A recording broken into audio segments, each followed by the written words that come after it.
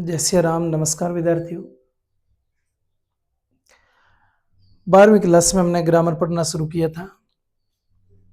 6-7 क्लासें इससे पहले आ भी चुकी हैं। सिंथेसिस पढ़ रहे थे हम, बड़ा आराम से पढ़ रहे हैं, टुकड़ों में पढ़ रहे हैं, थोड़ा थोड़ा करके पढ़ रहे हैं ताकि व्यवस्थित रूप से हमें समझ आ जाए, कोई डाउट पीछे ना रहे। क्योंकि ये टॉपिक कुछ ऐसा है जिसको थोड़ा थोड़ा करके आप व्यवस्थित रूप से पढ़ोगे, छोटी छोटी बातों का ध्यान रखते हुए आप अध्ययन करोगे, तो इसमें ऐसा कुछ नहीं है कि आपको क्वेश्चन मिले और आप कर ना पाए। व्यवस्थित रूप से हमें पढ़ना पड़ेगा। इसलिए थोड़ा हो सकता है कि 5-7 वीडियो इसकी और बनानी पड़ जाए, भले ही वीडियो मुझे 10 बनानी पड़े, लेकिन काम ऐसा करूंगा कि क्लासें देखने के बाद आप लोगों को समझ आएगी, आपको पता चलेगा कि किस क्वेश्चन का जवाब क्या देना है, कैसे देना है, कैसे हमें करना है, करने का तरीका क्या है। सिंथेसिस में छोटी छोटी क्लासें तकरीबन कोई 9 मिनट की है, कोई 10 मिनट की है। हम 6-7 देख चुके हैं, जिसमें एक में हमने सिंथेसिस की डेफिनेशन के बारे में पढ़ा, उसके टाइप्स देखे। सेकंड में हमने सिंपल सेंटेंस की बात की कि भी 2 सिंपल सेंटेंस मिलेंगे, 2 या 2 से अधिक, और उनसे ही अपने को एक सिंपल सेंटेंस बनाना है। और वही आज चल रहा है कि सिंपल सेंटेंस बनाएं तो बनाएं कैसे। सिंपल सेंटेंस ही बनाना सीख रहे थे। सिंपल में हमने एक पार्ट कंप्लीट कर लिया था। पार्टिसिपल का प्रयोग करते हुए सिंपल सेंटेंस कैसे बनाएंगे, तो उसमें मैंने आपको बताया कि प्रेजेंट पार्टिसिपल का प्रयोग करते हुए बनाना है, पास्ट पार्टिसिपल का प्रयोग करते हुए बनाना है, परफेक्ट पार्टिसिपल का प्रयोग करते हुए अपने को सिंपल सेंटेंस बनाना है। तीनों हम बढ़िया तरीके से समझ चुके थे। प्रेजेंट पार्टिसिपल का प्रयोग क्यों होगा, पास्ट का क्यों होगा, परफेक्ट का क्यों होगा, वो बातें हमने पिछले वीडियो तक कर ली। आज सिंपल सेंटेंस के सेकंड टाइप को पढ़ने जा रहे हैं। इन्फिनेटिव का प्रयोग करते हुए हमें सिंपल सेंटेंस बनाना है। इन्फिनेटिव का प्रयोग सेंटेंस में ऐसा क्या देखें तब करना है, सेंटेंस का प्रारूप कैसा रहेगा, किस प्रकार से हमें बनाना है, चलो अपने सीखते हैं। ध्यान देना। इन्फिनेटिव का प्रयोग करके सिंपल सेंटेंस बनाना। हमने लिखा है दोनों वाक्यों का सब्जेक्ट समान हो। ध्यान रहे, जब सेंटेंस आप देख रहे हैं तो पहली प्राथमिकता ये रहनी चाहिए कि दोनों ही सेंटेंस का सब्जेक्ट समान हो। एक सेंटेंस में देख लेते हैं, यहाँ इस सेंटेंस में ही है और इसमें भी ही है, अर्थात दोनों वाक्यों का सब्जेक्ट समान है। वाक्यों में कारण तथा परिणाम या उद्देश्य दिखाई देगा। वाक्य में कारण, परिणाम, उद्देश्य आपको नजर आएगा। कोई काम किया तो क्या कारण रहा, उसका परिणाम कैसा रहा, उद्देश्य क्या था, ये बातें उसमें सेंटेंस में नजर आएगी। 2+V1 टाइप देख लो पहले। 3 टाइप से इन्फिनेटिव का प्रयोग करते हुए अपने सेंटेंस बनाते हैं, और मैं तीनों टाइप आपको यहां समझा रहा हूं।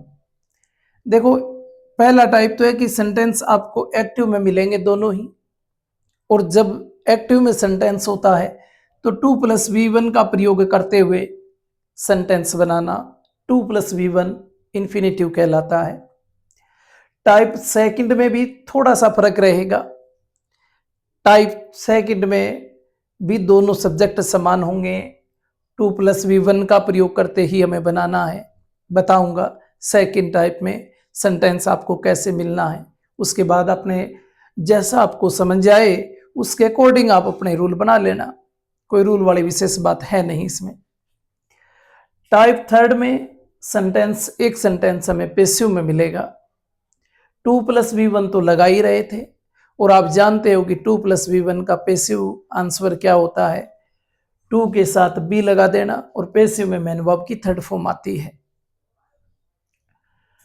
3 तरह के सेंटेंस बनते हैं इन्फिनेटिव का प्रयोग करते हुए। ये हमने सीखा कि इन्फिनेटिव का प्रयोग करना क्यों है, कारण, परिणाम या उद्देश्य दिखाई दे। चलो देख लेते हैं। पहला सेंटेंस देखिए, he went to Agra, he wanted to see the Taj. वह आगरा गया। आगरा क्यों गया, क्या उद्देश्य था? He wanted to see the Taj, वो ताज देखना चाहता था। वह आगरा गया, ये जाने का काम कर सकता है। He wanted to see the Taj, ये ताज को देखने का काम कर सकता है। दोनों ही सेंटेंस के सब्जेक्ट इस काम को कर सकते हैं, और दोनों ही सेंटेंस के अगर सब्जेक्ट इस काम को कर सकते हैं तो दोनों ही सेंटेंस किस में है? एक्टिव में है।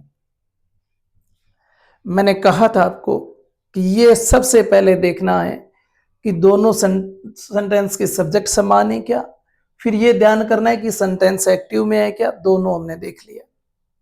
सर अब इसमें टू इन्फिनेटिव का ही प्रयोग क्यों करें?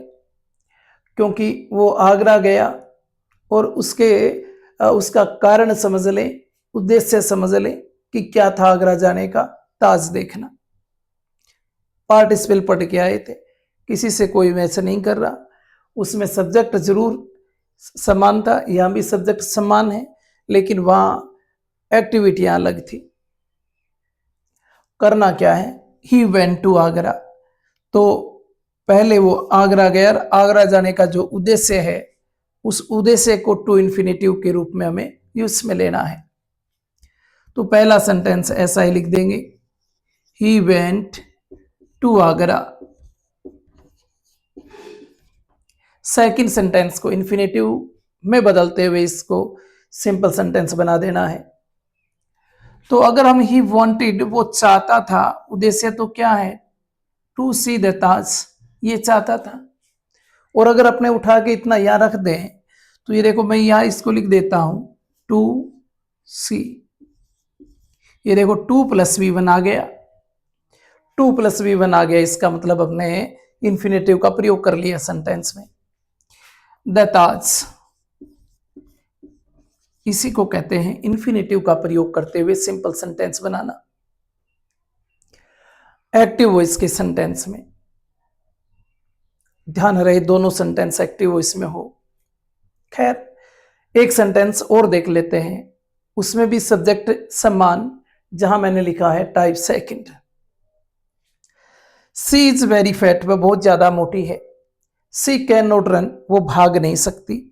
वो भाग नहीं सकती, इसका कारण क्या है? इसका कारण है कि वो मोटी बहुत ज्यादा है। दूसरे टाइप में एक चीज ध्यान रखना, आपको वेरी वर्ड दिया होगा और वेरी वर्ड को आपको बदल देना है किसमें? टू में चेंज करना पड़ेगा। अगर मैं इस सेंटेंस को इतना लिख दूं, सी इज टू फैट, वह बहुत ज्यादा मोटी है। तो अब क्या है, सेकंड सेंटेंस में आपको या तो कैन नोट मिलेगा या कुड नोट मिलेगा, वहां तक के सेंटेंस को आप हटा दोगे, ये समझ लें। आपने अगर इसको यहां तक हटा देते हैं, ये वाला पार्ट नहीं लिखते हैं, तो हमारे पास बचा रन, और हमें बदलना है सेंटेंस को इन्फिनेटिव में। तो इन्फिनेटिव का मतलब होता है 2+V1, टू रन। अपने अगर टू लिखकर यहां इसके साथ वर्ब की फर्स्ट फॉर्म लिख दें तो हमने इन्फिनेटिव में चेंज करते हुए सिंथेसिस का इक्वेशन बना दिया, सिंपल सेंटेंस बना दिया। ध्यान दें, सिंपल सेंटेंस एक्टिव वॉइस के दो तरह के आएंगे। एक में आपको वेरी, दूसरे सेंटेंस में कैन नॉट, कुड नॉट मिलेगा। तो हमें वेरी की जगह टू करना है, कैन नॉट तक का सेंटेंस हटा के टू लगाकर आगे वर्ब की फर्स्ट फॉर्म लिखनी है। भले ही आगे सेंटेंस और हो तो उसको और लिख देंगे। पर ध्यान दें एक बात का और, she is very fat, she can not run. तो इस सेंटेंस में आपने देखा कि इसमें दोनों ही सेंटेंस एक्टिव वॉइस में है। एक बार चेक भी कर लो, वह बहुत मोटी है, ठीक है, किसी इंसान के बारे में कहा जा रहा है, और वह दौड़ भी सकती है, यानी दोनों ही काम सब्जेक्ट पे लागू हो रहे हैं। और जहां सब्जेक्ट कोई एक्शन करता है तो फिर वो सेंटेंस हमेशा एक्टिव में होता है। सब्जेक्ट अगर कोई एक्शन ना करे तो वो सेंटेंस फिर पैसिव में होता है। दोनों ही टाइप फर्स्ट का पहला, टाइप सेकंड से लिया हमने दूसरा, दोनों में अंतर था, मैंने आप लोगों को बता दिया। टाइप थर्ड देखते हैं। टाइप थर्ड में लिखा है कि पैसिव, कि आप जिस सेंटेंस को हल करने जाओगे वो सेंटेंस आपको पैसिव में मिलेगा, और जब वो सेंटेंस पैसिव में मिले तो फिर वही टू प्लस मैन वर्ब की थर्ड फॉर्म इन्फिनेटिव ही कहलाएगा। 2+V1 अगर सेंटेंस पैसिव में होता है तो अपने पैसिव पढ़ के आए हो आप 10वीं तक, तो उसमें पढ़ा था 2+V1 आता है तो उसका पैसिव 2B+V3 बनाते हैं।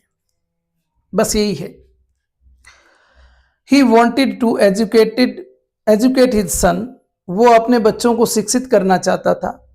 He sent him to America, his son अपने बच्चे को, he sent him to America, उसने उसे अमेरिका भेज दिया। अमेरिका भेजना उद्देश्य क्या था, अमेरिका भेजा इसकी वजह क्या थी कि वो अपने बच्चों को शिक्षित करना चाहता था। यानी ये बड़ा अपने पहले उठा के लिख देंगे। सब्जेक्ट समान है, बिल्कुल समान है जी, इसमें ही है इसमें भी ही है। क्या सेंटेंस दोनों ही एक्टिव के हैं, वो तो हम देखेंगे तब पता चलेगा। ही वॉन्टेड वो चाहता था, टू एजुकेट हिज सन अपने बच्चे को शिक्षित करना। मान लीजिए मैं मेरे बच्चे को शिक्षित करना चाहता हूं और उसके लिए मैं अमेरिका भेज रहा हूं, किसी दूसरी बड़े स्कूल में भेज रहा हूं अध्ययन के लिए, कहीं भी भेज रहा हूं। इसका मतलब मैं उसको एजुकेट नहीं कर रहा, मैं उसे जो पढ़वाना चाहता वो मैं पढ़ा नहीं रहा, मैं पढ़वा रहा हूं, अर्थात मैं इस एक्शन को नहीं कर रहा हूं। ये बच्चा अगर यहाँ इसकी बात करें तो अमेरिका जाएगा तो फिर उसे शिक्षित करने वाले वहां कोई और होंगे। तो ये सब्जेक्ट जो है ये वाला काम नहीं कर रहा, और ये वाला काम जब सब्जेक्ट नहीं कर रहा होता है तो वो सेंटेंस फिर पैसिव में होता है। इस सेंटेंस को पहले लिखो, ही सेंट हिम। अब यहां देखो, ये पहले ये छोटी छोटी बातें ध्यान रखनी है, बाद में फिर अपने जब एक्सरसाइज हल करते हैं तो समस्या आती है।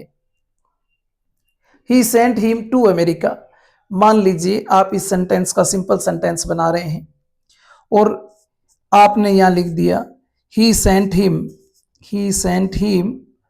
To America. हमें पता नहीं कि इसने किसको अमेरिका भेजा, ये हिम आया किसके लिए है, ये ही सन के लिए आया है। अगर हम यहां इसको लिख देंगे पजेसिव एडजेक्टिव के साथ तो हमें पता चलेगा, एग्जामिनर को भी पता चलेगा, सेंटेंस भी वास्तव में वही सही होगा। यानी हिम की जगह क्या लिखना पड़ेगा हमें, his son. He sent his son to America. ये हिज सन क्यों आया, प्रोनाउन नहीं, ये समझिए कि वहां अपने को ये सेंटेंस देखने के बाद बिल्कुल स्पष्ट हो जाना चाहिए कि यहां हम किसकी बात कर रहे हैं। अब हमें समझ आ गया कि उसने अपने पुत्र को अमेरिका भेजा। क्या करना है, सेंटेंस पैसिव में है, पैसिव में तो हमें पता है 2B+V3। देखो पहले सेंटेंस में he wanted to educate his son, तो अब टू अगर आपने लिख दिया, पहली बात तो यहां तक के सेंटेंस को आप हटा दो, ये हमने लिख ही दिया तो इसको लिखने की जरूरत है नहीं। बचा क्या अपने पास, टू एजुकेट बचा। टू एजुकेट बचा तो टू लिखा, उसके बाद बी लगाया, और पैसिव में तो वर्ब की थर्ड फॉर्म हो जाएगी। मैं यहां एजुकेटेड कर देता हूं, टू बी एजुकेटेड। यही हमने पैसिव में लिखा है कि बी प्लस मैन वर्ब की थर्ड फॉर्म आएगी। 3 तरह के एग्जाम्पल मैंने आप लोगों को समझाए हैं, फिर 3 एग्जाम्पल मैंने नीचे लिखे हैं। एक बार आप इनको समझने का प्रयास करें कि एग्जाम्पल हैं क्या और हमें कैसे इनको करना है। आई वॉन्ट ए नाइफ, मैं एक चाकू चाहता हूं। I shall cut vegetable with it, और मैं उससे सब्जी काटना चाहता हूं। ही इज वेरी पुअर, वह बहुत ही गरीब है। He could not buy a car, वो कार नहीं खरीद सकता। ही हैज 3 सन्स, उसके 3 पुत्र हैं। He has to educate them, वो उन्हें शिक्षित करना चाहता है। तीनों ही सेंटेंस, तीनों ही टाइप के मैंने यहां लिखे हैं। चलो आप कहो तो मैं 3 सेंटेंस और बता देता हूं ताकि और अच्छी तरह से आपको समझ आ जाए। ध्यान देना, पहला सेंटेंस हमने लिखा, ये हटा देता हूं, शायद आपके समझ आया होगा। अब और समझ लेते हैं 3 सेंटेंस ताकि और अच्छी तरह से समझ आ जाए। आई वॉन्ट ए नाइफ, मैं चाकू चाहता हूं। चाकू क्यों चाहता हूं? सब्जी काटनी है, ठीक है, मैं सब्जी काटूंगा। पहला सेंटेंस, सब्जेक्ट इस एक्शन को कर सकता है क्या? बिल्कुल। ये सब्जेक्ट इस एक्शन को कर सकता है क्या? बिल्कुल। दोनों ही सब्जेक्ट एक्शन को कर सकते हैं, एक्टिव में है। एक्टिव में भी सेंटेंस दो तरह के आते हैं, एक में वेरी आता है, एक में कैन या कुड आपको दिया हुआ मिलेगा, ऐसा भी इसमें नहीं है। तो टाइप फर्स्ट है ये, और टाइप फर्स्ट है तो आपने लिखेंगे आई वांट ए नाइफ।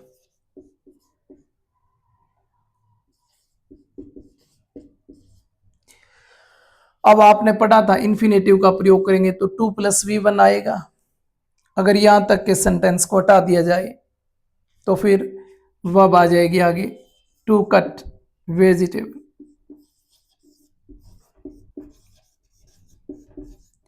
ये आगे आपको जो विद इट दिखाई दे रहा है, ये इट किसके लिए आया है? इस चाकू के लिए आया है, तो आपने लिख दिया, इसको लिखने की अब जरूरत है नहीं। ऐसे अगर कोई प्रोनाउन दिया हो तो आप लोग हटा देंगे, प्रीपोजिशन के साथ है ये, हमने हटा दिया।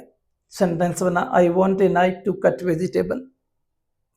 दूसरा सेंटेंस और देख लो, he is very poor, he could not buy a car.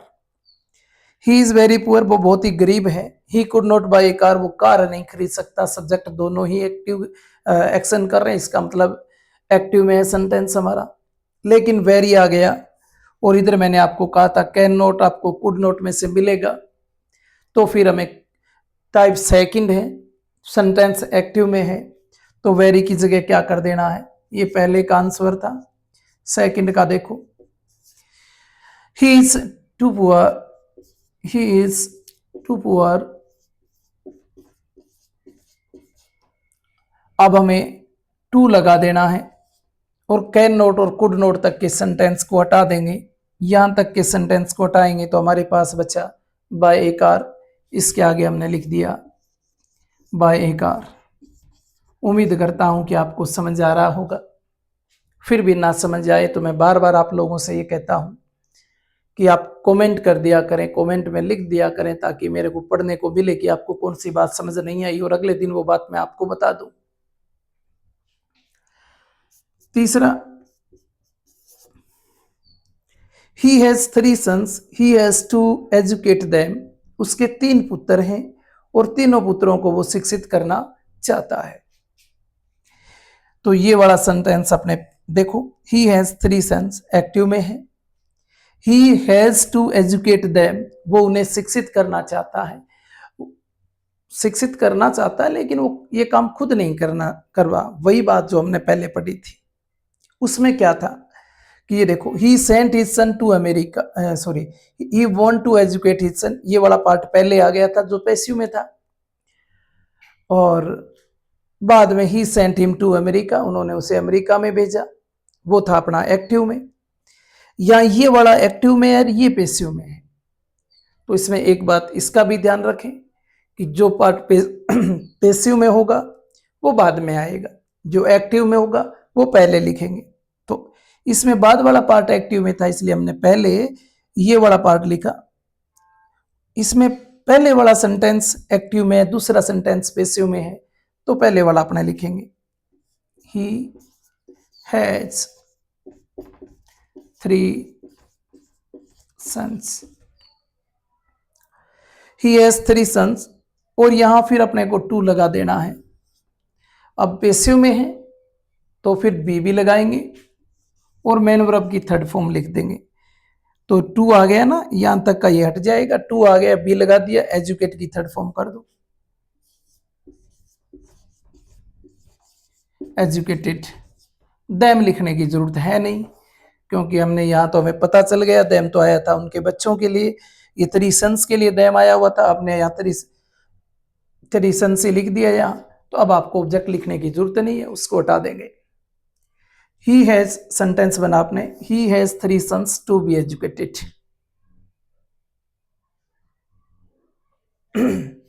उम्मीद करता हूं कि आपको सेंटेंस समझ में आया होगा, और फिर भी अगर आपको यूं लगे कि समझ नहीं आया तो फिर आप मेरे को कमेंट करके बताएंगे।